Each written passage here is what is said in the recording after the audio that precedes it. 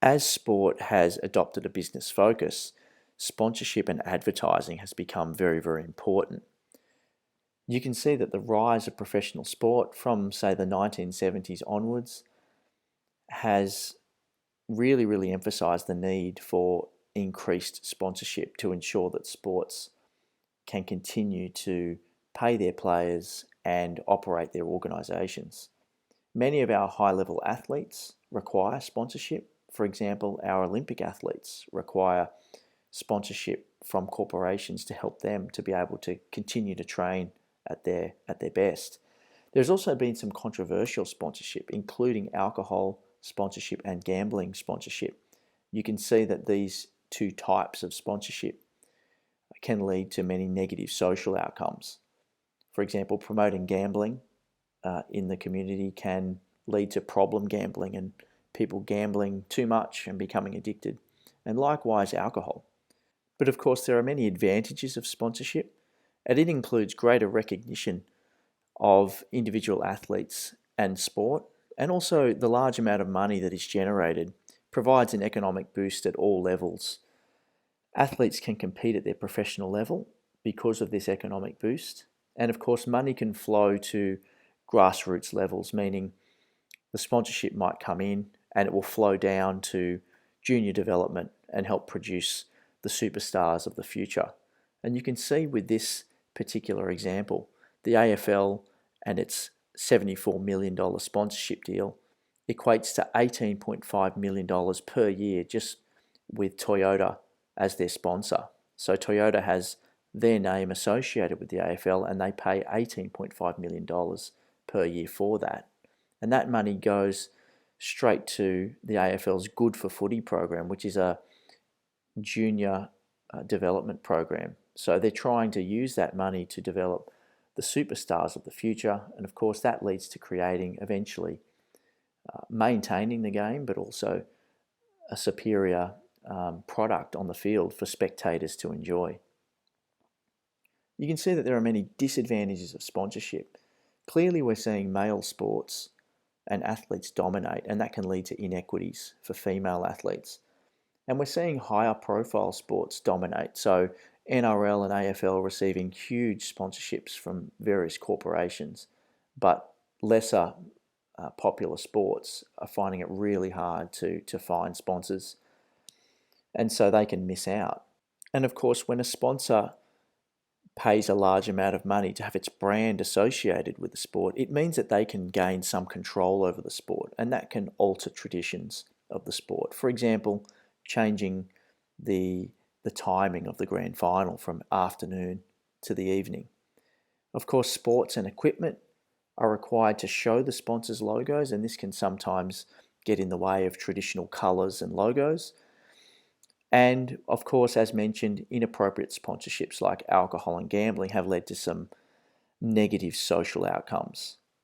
If we look at this article, we can see that the NRL's $15 million contract was in jeopardy owing to player behaviour. Now, if the NRL were to lose this large sponsorship, it would put the game in financial instability. And so you can see how the actions of the sponsor can really jeopardize the future of the game. And so you can see how the sponsor's control can have a big impact on the sport. And similarly, we saw with the Qantas association with the Australian Rugby Union.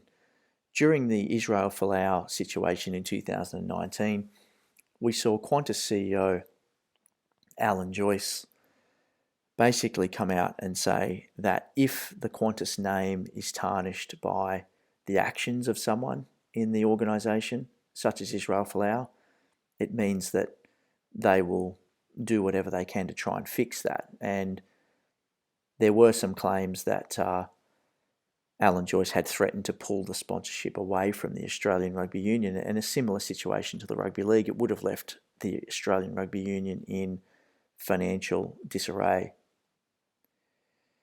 Here you can see that with the gambling and alcohol sponsorship, in particular gambling, we can see that the sponsorship is having a flow-on effect, not only to the society, but also to the players playing in the particular sports. So gambling sponsorship, whilst brings in lots of revenue to the sports, you can see that the social outcomes are a big negative. And of course, with gambling comes potential match fixing and corruption.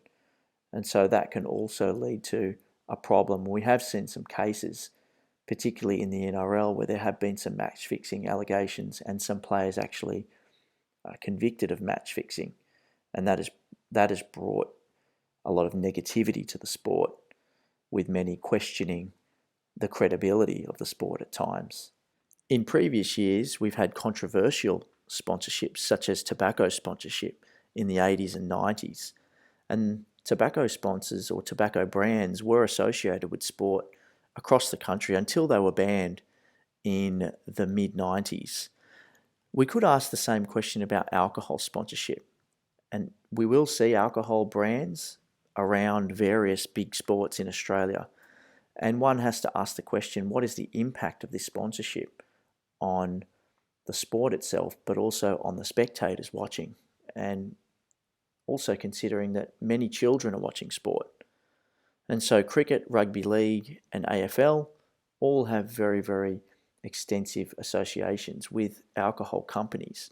Obviously, this money that comes in is very much welcomed by the sport, and some of it is, of course, used to develop junior players.